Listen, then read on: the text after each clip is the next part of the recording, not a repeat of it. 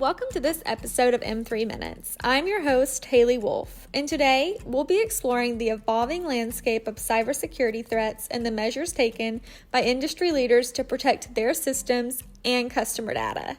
Joining us are Representatives Michael Mitchell, VP of IT and Security at M3, and Sierra Lindgren, Senior Fraud Analyst at Paymerang. Let's dive in. Thank you both so much for being here today. Before we dive into today's topics, I'd like for our listeners to get to know each of you a little better. Could you please share a little bit about yourselves and how you found your way to the exciting field of security? And Sierra, I'll let you get us started here. Perfect. Thanks, Haley. So I actually started nursing school at Virginia Commonwealth University here in Richmond. As you all know, you have to take those electives that really have nothing to do with your major, right? And so one of my electives was actually criminal justice. I knew immediately that criminal justice was the path for me. I started working at a bank during college and learned more about financial crimes. And since then, I never turned back. I did graduate from VCU with degrees in psychology and criminal justice, and now I lead our fraud department here at Paymerang. That is so neat. What a neat background to start in nursing and end up in security. And Michael, how about you? Sort of a similar story. I actually started off working in healthcare, so a part of the healthcare segment. Within healthcare, I was working with Medicaid and Medicare providers. So with that, and as HIPAA got more and more importance, naturally, the companies I was working with had to adopt stronger security. I was working as part of the compliance side, and security goes hand in hand with compliance. So I suddenly just found myself falling into the security side, helping build up security within these healthcare companies. And it just suddenly, between that and IT, became a natural part of my job. So it was just building that security culture, and I just sort of fell into it. Wow, what a similar background to each other. Who knew that healthcare led so many people to security? I'd love to see like some stats on that, if it's just you two or if it's common around the space. So we'll go ahead and get started in talking about security risks today and all of those neat things. So let's start by discussing the evolving landscape of cybersecurity threats and the importance of staying diligent. Michael, can you shed some light on the specific security risks faced by financial technology companies and hotel management companies even? Sure. I think the biggest thing is that security, regardless of industry nowadays, is pretty much the same across the board. You have malware that is continuing to evolve, third-party services that you have to take into account for and how they have their security structured and layered and how that complements yours. Spoofing, phishing, smishing are all tactics that keep on getting greater and greater penetration into just day-to-day life for companies in our personal lives. Unencrypted data, making sure that you have it properly encrypted, especially on the financial side, is so key, especially when you have elements of PCI, PII, personally identifying information. On the healthcare side, it was PHI, personal health information. So all these things have to be encrypted, and you have to make sure it's secure properly. But one of the biggest things that I see is just lack of awareness. One of the biggest issues that we face in security, regardless of industry, really is that sometimes your employees and your staff are just unaware, and they're working within a lot of different things being thrown at them daily. Communication, emails, going to meetings, all these different things. But if we don't properly inform and train them on the security threats and helping identify that, they become one of our biggest liabilities as well as one of our greatest assets. So I think that one of the biggest things as new threats are emerging is just constantly making sure our staff are up to date and they're aware and building that security awareness throughout the company. Absolutely. And I know you do a great job at M3 of making all of us aware of the spoofing and spams and email traps. I might have fallen victim to a few, who knows? Sierra, do you have anything to add to Michael's comments? Yeah, I agree with Michael a lot. One of the most important things that we do here are train our folks. There's so many different people from different backgrounds, and not everyone knows exactly what threats we have facing us today. We actually have a call every Wednesday where I get on and I explain to them what the trends that we're seeing, what we can do to keep ourselves safe. Identity theft and data breaches is a top concern for us as a fintech industry. And then back to Michael's point, malware attacks are the most common type of cyber threat that's plaguing the financial services industry. And we just need to make sure that our employees and sometimes even our vendors and clients that aren't familiar with this space are educated. Absolutely. And with all these threats, there comes some potential consequences, security breaches, including some financial loss, reputational damage, legal implications. Can you highlight any of those, Sierra? Yeah, there is a successful ransomware attack about every 11 seconds. Those are the successful ones. All of the unsuccessful ones, we don't really document those a lot, but every 11 seconds, that's a lot. The average downtime after a security breach or a ransomware attack is 22 days. So going without your systems, without your files, especially if they're not back for 22 days. The average ransom figure is about 2% of the net annual revenue. That's a lot of money, especially if it's a multi-million or multi-billion-dollar industry. And if it's someone from the OFAC list, the Office of Foreign Assets Control, there are multi-million-dollar fines. So as you can see, I mean, this could cause loss of revenue, loss of customers, and definitely brand damage. Absolutely. And Michael, anything to add there? Sierra covered the bases great. I mean, it's a growth industry, unfortunately, is what we're seeing is that the threat landscape is growth industry. By 2030, I think they're basically saying it's going to be a $474 billion industry. That is incredible considering how much it goes into just trying to breach and research companies and find and exploit vulnerabilities. So we as, companies trying to secure our perimeters as well as put all these safeguards in place, we have a responsibility to make sure that not only our people are informed, but also just simply taking as many steps as possible to secure everything within our systems and think about how that has an impact not only to the company, its reputation, but also to our clients, what we provide to our clients and the employees within those companies. Because 22 days is a very long time. It has a huge impact. And if you do have something like a ransomware attack, if you decide to pay that ransom, it can be detrimental. Many companies have closed their doors because of these attacks that are unfortunately becoming more and more well orchestrated. It's very, very saddening. And those numbers are staggering. Honestly, I did not realize it was that prevalent. So thank you for the insight there. And I know you said it was growing in numbers. With that, technology is just growing at a rapid pace too. We've seen, Chat GPT and things like that come out over the last 6 months and gain a lot of popularity. So let's kind of start to explore the role of emerging tech and enhancing cybersecurity and the challenges they present. Michael, how does artificial intelligence and machine learning impact the detection and migration of cyber threats? It is a huge impact to the industry, cybersecurity industry. Traditional methods are just no longer adequate to prevent breaches. It's too manual, it's too labor intensive. So, and the complexity of these attacks have really increased over time, as well as multiple avenues. When a threat actor is starting to research a company, they're just not going and trying to scrape a website or scrape LinkedIn for information. They're also going out to the dark web. They're going to different forums trying to get any type of information where someone has purchased lists or passwords or anything that's been exposed.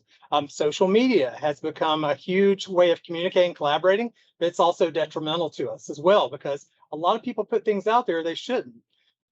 Simple things in terms of images, photos, biometrics. There's a lot more ways to breach a company than ever before. AI and machine learning is critical. So anything that's going to be a next generation technology is really critical because it can actually automate looking for patterns, understanding a company based on normal traffic and flow, normal actions within a company, so that if it sees something that is out of context or doesn't seem to make sense based on the normal day-to-day, it can flag that, alert it, actually start doing smart modeling and help prevent emerging threats and attacks that may occur. So it's very big. The one side of that is also a downside as it becomes more and more open to the public, that means that threat actors are using OpenAI and machine learning to basically enhance their attacks. So it almost becomes sort of a fight fire with fire situation, where as we keep on incorporating more next generation technology, we're also seeing that we're having to do that in response to threat actors and hackers that are using the same type of platforms as well. So it's definitely emerging on our side. It's critical to keeping up with the threat landscape, but it's also something that we're seeing they're countering with the same thing. Sierra, can you highlight the potential security consequences of Internet of Things devices and the need for a robust protection in connected environments? IoT security is understood as a cybersecurity strategy and protection mechanism that safeguards against possibility of cyber attacks, which target physical devices that are connected to a network. Without this robust security, any connected IoT device is vulnerable to a breach, a compromise, and controlled by a bad actor or a fraudster to ultimately infiltrate, steal our data, and bring down our systems. This goes back to how long do we want to be down? So back to Michael's point, we have got to make sure that our devices are secure. Use different things like multiple factor authentication, single sign-on, stuff like that to make sure that our devices are protected. We use different devices every single day. I use my cell phone, I use my iPad, my laptop. We just have to make sure that every single device that we're using for our business needs is protected. Absolutely. And a few questions kind of going off of that for our listeners and just some best practices. As far as passwords go, is it okay to keep like a password safe type thing on your phone that has all the passwords listed? Some best practices for passwords, maybe not your dog's name. Like Michael said, they can find that out on social media. Anything that y'all would recommend for those practices? So I always change my password about every 30 days. I never actually use the same password to log into multiple devices or multiple different apps. So you never want to use the exact same password. I think the number of characters that you're supposed to have is a minimum of 15.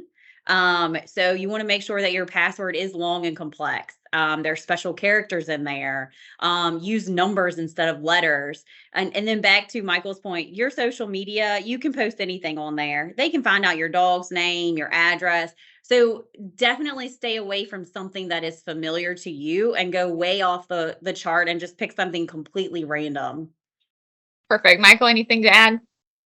Sure. One of the key things that I tell people is do a sentence, do a short sentence that basically is meaningful to you, not something that would incorporate your dog's name, your children, where you live, any of those personal type things. But, something is sky is blue. And then use something like that and change out some of the characters with numbers, use special characters like Sierra said, make it complex, but something that's going to be easy for you to remember. The other side of it too is make sure, I think the biggest thing, like I just said, make it memorable. Make it memorable enough so that you don't put it on a sticky and suddenly stick it underneath your keyboard. Or I don't know how many times I've walked around, fortunately not here at M3, but just in my career where I walk around, I sit down to help someone and there's their password stuck to their monitor. And I'm like, security breach. This is not good. So make sure it's meaningful, make sure it's complex, just like Sierra said, and, definitely rotate. I've known some people that use the same password, they put numbers in it and they just increase the numbers up. That's great. It does give you a minimum level of security, but over time, people are going to see those patterns and they're going to start testing against that if they try to breach it. So definitely try to make it as complex as possible. But again, the biggest thing is make sure that it's something that you're not going to have to reset it every 2 days because you keep on forgetting that phrase. Absolutely. Yeah, those are some great insights. Thank you both for those. So now we're going to move into cloud security. I know the cloud is a huge topic right now and trend. So with the increased reliance on cloud computing, what are the consequences for cybersecurity and how can organizations ensure the security of their cloud environment? I'll start. I think one of the big things is really understanding what you're doing in the cloud. There is public versus private cloud. With that, there comes a little bit of different complexities. Public cloud, of course, like Azure, AWS, Google Cloud, for all those platforms, they have a lot of things that they've already put in place that you can utilize and take advantage of, like Microsoft Defender and those type of items. They usually come at a cost, but they're also pre-built. the other side of it with public cloud services is that they also are addressing a broad range of industries. So a lot of times they have all these certifications already because they're doing banking, finance, healthcare. They're doing different segments of industry that handle real estate, everything under the sun. And they know it's going to be used for not only things like collaboration space, but also your storefronts. You're talking about web storefronts, web platforms that are being built on it. So they have things like they have HIPAA certifications, they have PCI, they have their SOC 2. A lot of that's in place, but it is still up to each organization to make sure they put the proper protection in place. Private cloud usually goes one of two routes. It's either basic security that you then have to layer in additional security on, giving you just the basic level that you need to protect their private cloud that they've set up for you, and you then add in additional, or they have more customizable so that you can actually start layering it in. I sort of look at cloud, it's the same as on-premise. Always know your threat landscape, know what you're actually trying to do with that platform, know both your internal exposure points and your external exposure points, and you address each one of those. Most modern cybersecurity solutions have cloud options as well as on-premise. So I sort of treat it as just an extension of anything that we may have here on-premise. It's just another platform. The same type of security implications take place on the cloud versus on-premise. You need firewalls. You need endpoint protection. You need, logging and exposure to actually understand the type of actions that are occurring within your environment. Perfect. And Sierra, would you agree with Michael's take on the cloud? Absolutely. The one thing that I just want to reiterate is just make sure that it's properly vetted cloud provider. We have so many people that want to just go with the cheapest provider. That's not always the best thing to do. Make sure they're properly vetted, and make sure they will have their own security measures in place. Perfect. Great advice there. And Michael, can you highlight some best practices for securing cloud environments and the role of cloud service providers in maintaining robust security measures? So for that, I think that some of the best practices, again, I sort of covered some of that. It's making sure understand your external exposure points, your internal, what you're actually doing with it. Look at the type of services that they provide. And how to secure those. Also, the role of the cloud service providers, exactly what Sierra said, vet those out carefully. And that really goes for any third party you're working with. Ask what their security program and their certifications are. There's so many, and goes back to Sierra's point, you get some of these instant cloud providers that just pop up overnight. They have this great solution, but when you really start digging into it, they haven't been thoroughly tested and implemented security measures that really make sense. So making sure that you really ask and do that due diligence is so critical. Ask them for, get the reports of their SOC 2 reports. Ask them if they're ISO certified. Get all that information and actually look at those certifications. Get their last security scan reports, vulnerability, penetration testing. Do all that due diligence to make sure they're actually a reputable provider and they've done what they said. So many times we've had to turn down third parties because we suddenly see that they just do not have the security that we would expect and that we feel is necessary to protect our interests and our clients. So it's critical to do that due diligence. It's critical to do that research. It's critical to find the right vendor and the right type of services to meet your needs. Absolutely. And I know you mentioned vetting third-party vendors, and that's exactly what our customers do too when looking for accounting software and accounts payable solutions. And I know M3 and Paymerang have been partners for quite some time, and it's been a great partnership. But we do hold some financial data of a lot of hotels throughout America. So I kind of want to get into what M3 does and what Paymerang does. So we'll start with M3. Michael, what key measures are being taken by M3 to protect systems and customers' information? Can you discuss encryption protocols, access controls to ensure data integrity and that everything's confidential? Definitely. So there's definitely a lot there. And I think the best thing to really start it off and say is that we take security very seriously at M3. We have a really strong passion for it. Specifically, we look at the ISO 27001 standards. It's an international standard for security. We also layer in with that PCI DSS. We may not actually handle the actual transactions through PCI ourselves. That's why we work with providers like Paymerang and others.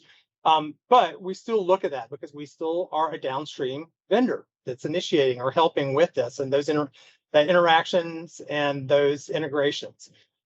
We also take into that a lot of compliance standards too, CCPA, GPDR. So with all that being said, we basically look at all that, and that's how we actually build out and keep on evolving our security stance. So looking at how we encrypt data in motion. At the same time, doing all those SSL certs to actually have that security in place, you still have to also encrypt it at rest. So anything that's sensitive information that we would consider sensitive banking information, personal identifying information, we want to make sure that we encrypt that within our databases. We also have a lot of endpoint protection in place, endpoint protection and encryption using BitLocker on all of our laptops, mobile device management, so that if someone's laptop is stolen or taken, or it just gets damaged to the point where it needs to be just wiped, we can actually mobily do that if someone's out in the field. Looking at role-based permissions, making sure that we have limited access to what a person needs to do their job, but only what they need to do their job, not giving them exposure to the entire world. Secure development processes, because we do develop products. So making sure that our developers are doing it in a safe space and using components that are also secure. Security activity reviews, critical to our organization. We want to have good insight as to what is actually occurring outside the organization coming in, as well as what we are doing internally as well. So making sure that all of our endpoints, if we see any type of heuristics or tags that basically tell us, hey, there's some suspicious activity here. How do we actually handle that and put an incident response together for it? Security education is a big one too. Security really is ongoing and it's constantly evolving. We have so many protections in place today. It sounds like it's super complex, and parts of it are, but the key to it is making sure that it all meshes together so that you have a good sort of single pane of glass to be able to actually understand your security position and make sure that you're protecting against new vulnerabilities, exposure, and putting those solid tools in place. Absolutely. And it's an everyday job. Each day is a new day and new threats come in. So you can't stop. You got to keep going. And Sierra, how about for Paymerang side of things? How do you guys do your security measures? Yeah, so we actually have a lot in place that Michael just spoke about. We are PCI compliant because we're the ones that are actually processing those payments. We have to abide by NACHA because we're the ones that are actually processing those ACH payments. We have several different departments here for different types of security. So I'm the fraud analyst and I oversee our operations side of fraud. So I'm looking at the payments aspect and the protection of the payments. We also have our info security team, going back to Michael's point, everything that he talked about, the endpoints, they're making sure that our computers are all safe. We're logging in where we should be. No one has multiple roles. If you're a specific role, you're not able to change things or alter in any way. Each person in our company has a different role and responsibility, and that's exactly what controls they have. But first and foremost, when it comes to the actual payment side, we're verifying all shared information over the phone with all of our vendors. We don't actually communicate with vendors through email. We ask them to give us a call.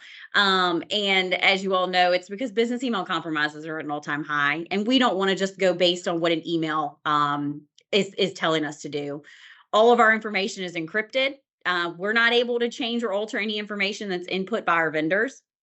Our vendors are also required to use multiple factor authentication to log into our portal. So if they don't have the ability for that MFA, they're not able to log in, and we'll just continue to mail them a check. Furthermore, once a client uploads a payment for a vendor, we review that payment to determine if it's high risk in any way. We look at the dollar amount. We look at, has it increased by a substantial amount? We paid them $2,000 last month, but now we're paying them $200,000. Why that increase all of a sudden? We look to see if any information's changed on the vendor side. The vendor is able to log into the secure portal and change their banking information. So we reach out to the vendor to confirm that that is legitimate. And when we do, we verify shared information. There's so much more that we do on the vendor side as well. If they go in, they change an address, anything like that, we review all of that as a potential high risk payment.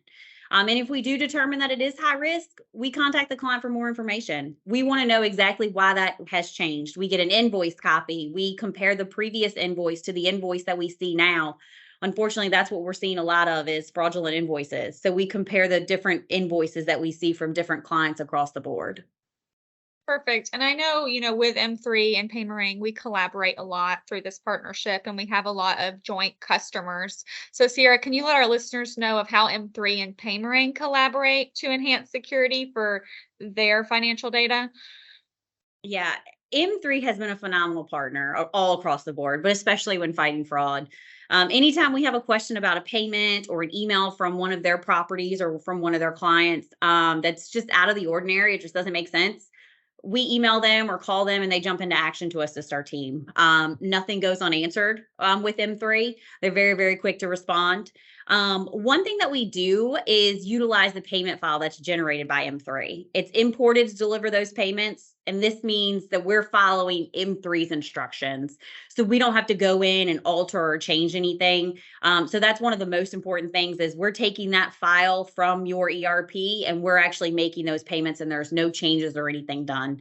Again, I could be talking all day about our collaboration and what we do as a partnership, but that's one of the most important things. And we can't thank M3 enough for being such a phenomenal partner.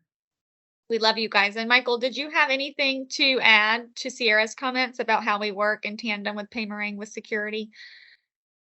I think she summed it up perfectly. We really appreciate the partnership that we've got with Paymerang. They've been incredible partners, and the responsiveness on both sides has just been incredible. We've been very lucky to be able to partner with them and provide their services to our clients, and it's just been such a growth and enriching relationship that it's one of those that we're expecting to be around for quite some time. Absolutely.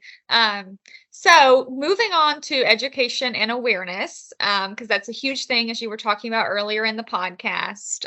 Employee and customer education and awareness of security are really important factors to ensure the company's safety and also their own safety, their own data safety. So, Michael, what steps is M3 taking to promote education and awareness? I know you send out the monthly incredible security newsletter. So if you kind of want to touch on that and what you've done with the screens around the office and all of that. Definitely. So security education is, like we said before, critical to building a security culture within an organization. But at the same time, we know that security can be a little dry at times. It's very technical. There's technical briefs, papers, documents. Not only that, but sometimes it's overwhelming as well. People hear all the bad in the news, especially when it comes to a bank that may have been breached, exposure from this company or another that suddenly got hacked, and suddenly someone's personal information may be out there and exposed. So what we try to do is keep it relatable and fun. We of course have the security newsletter that is great. It gives a lot of information to our users and employees, basically talking about different security measures, risk out there, some good facts and numbers, and also simple strategies that everybody can use in everyday life. Another thing that we do is we actually use KnowBe4's Inside Man, basically creating more of an episodic sort of everybody loves a good story. That's the one thing I love about it, is everybody loves a good story. They love their shows on TV. It's very much like that, and it keeps it interesting, but still conveys a security message at the same time. So it's a nice way to wrap something a little bit more fun around a serious security issue. Besides that, we also do a lot of reinforcement. So we have TVs throughout our offices that we actually are rotating different security messages on. Common things such as stranger danger. If you see someone on site that you don't know, ask them who they are. Don't let more than one person through the door at a time. Everybody scan in. We're a secure facility. Password practices, like we just talked about. What's a good way to actually do your passwords and how to secure those passwords? Making sure when you get up away from your desk, lock your computer. Yes, we have policies in place to do it automatically, but still, anytime you get up, just go ahead and do that quick lock action. We're also in process of creating new security training that really highlights a lot of the modern risks that we face, both at work and home. Again, keeping it relatable so that people understand that smishing attacks that you may get, suddenly these text messages saying, hey, I need your help. I need 50 gift cards for $100 each. Tips to quickly identify phishing, such as looking at those emails and saying, hey, I don't know who this comes from. The font is really irregular. Small things that we can all do to basically identify those harmful emails and communication that's coming into us. We want to make sure that people understand that threats are not just present at work. So we try to educate our staff that security is really part of everyday life, not only at work, but at home. And everything that we apply here is not just work related. It can actually help you in your real life as well.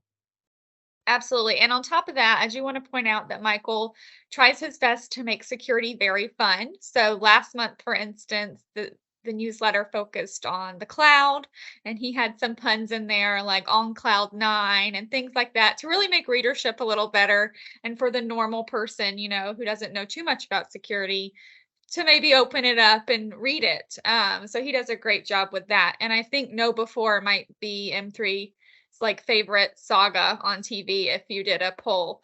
Uh, so Sierra, I'll move on to you. What are you doing at Paymerang for education awareness for your employees and customers? Yeah, so that's actually my wheelhouse. That's one of my favorite things to do here. Obviously, it comes second to keeping our payments safe and secure, but we're so serious about education and awareness. First, we start in-house. We want to make sure that all of our employees are aware of what's happening, what our clients are seeing, what our vendors are seeing. So again, I do a Wednesday call every single day with our entire company, and we're across the country now. So we all get on a Wednesday call at 4:30 and we go through what the trends are, what we're seeing across the board. We provide quarterly fraud webinars for all of our clients. We break it out by industry because there are so many different industries that are facing different things. So our hospitality industry might not be seeing the same thing that our higher education industry is seeing. So we want to make sure that they're aware of what's happening in their particular industry. We also have our fraud newsletters and our blog posts that go out monthly and sometimes quarterly. And these are best practices to keep our clients' payments safe and secure. Sometimes we'll even provide them examples of what we've seen, and even tell them of what the outcome is. And I think that's what they get most excited about. So I usually am the bearer of bad news. I usually have to tell our clients, this was fraud. We did catch it. We did not send out several $100,000, but this is what happened. And usually I can tell them, we were able to contact law enforcement. We were able to get that account shut down. And what they were able to tell me is there was a little over $500,000 in that account. So thank you for your help. And I think our clients get so excited about that, that they are more vigilant and they understand that this is very, very important and very, very serious when it comes to fraud, and they're just going to continue to get hit. And because of these educational webinars that we've been able to provide to our clients, they actually have been very more on top of things, and they've been able to catch a lot more things internally just because of the best practices that we share with them. Absolutely. So it sounds like we have some similar approaches with security, and maybe one day we can do a joint webinar on security. That might be a good thing for us to dive into. And Sierra, I know you mentioned trends. You have your call to talk about trends that are happening with security. So with trends, before we leave today, I wanted to discuss the future outlook for security. What do you think will be the biggest trends in security over the next 2 years even? So Sierra, I'll let you get us started. Yeah, right now, ransomware attacks and business email compromises are an all-time high. I don't see this trend changing anytime soon. Last year alone, businesses lost over $1.5 billion in elaborate business email compromise schemes. That's just businesses that actually reported that. So that is a small number compared to the actual businesses that did fall victim that did not report it. So I don't foresee this trend happening. We receive business email compromises from clients probably daily at this point. It's just going to get worse. What a lot of people don't understand is fraud is a multi-billion-dollar industry. This is a job for them, and this is what they do for a living. They prey on other organizations that work really, really hard, and all it is just a simple click of a mouse. So I think the business email compromises and the ransomware attacks are just going to get more prevalent in the very near future, and I think that's what our job is, Michael and I, as security professionals, is to just continue to educate our organization and educate as many organizations across the nation as we can to prevent this from happening. And I have hopes this podcast will, help put a dent in some of that education across the industry of hospitality. Michael, anything to add to Sierra's comments there? She made some great points. I think that Sierra's right on top of it. I mean, really, it is a growth industry. Hacking as a service is basically part of our new lexicon of terms. It's something out there that anyone in cybersecurity is seeing grow. The other portion of it, I think, is really understanding, like we talked about before, AI, machine learning, next level technologies are going to be critical to that fight, because it's going to be how they construct their hacking attempts, and the threat actors are what they're putting in place, because it is business for them. They have access to it, and we need to be able to learn how to leverage that. On top of that, it's really sort of also understanding a clear picture of the threat landscape and how we can respond quickly, nimbly to any type of incidents. 22 days to get back from a ransomware attack is a long time. And now they're not targeting industries or specific companies. It's anyone and everyone they can basically latch onto that they think they can get a payment out of. So with that, companies have to become very quick and understand and really build out the secure organizations to the point where we have to build up and adopt those zero trust principles to basically really inspect, verify before there's trust. So I think everybody is now getting to that point, which is sad in some ways, because by nature, we want to trust people. But now with the security landscape and what we do with cybersecurity, protecting our companies and our clients' interests, you can't do that. It's always basically everything has to be inspect, trust, and verify. I mean, inspect, verify, then trust. I'm sorry, on everything we do. Guilty before proven innocent in this case. Yeah. So one last thing to chat about with you guys today is I wanted each of you to give our listeners one piece of advice for them to stay safe in the digital world. So Sierra, what would your one piece of advice be to our listeners for them to stay safe? Always be open to new education. Fraud is changing every single day. So what you learned 2 weeks ago may not be what you need to keep in your back pocket for today. I've seen it change last week to today. So always be open to education and listen to the professionals. Listen to what they have to offer. They have the insight on the newest trends and how to keep your payments safe. Absolutely. And Michael, what would your one piece of advice be? Really sort of piggybacking on what Sierra said too, it sort of comes into be open to always learning more about security and understanding how the world is changing with it.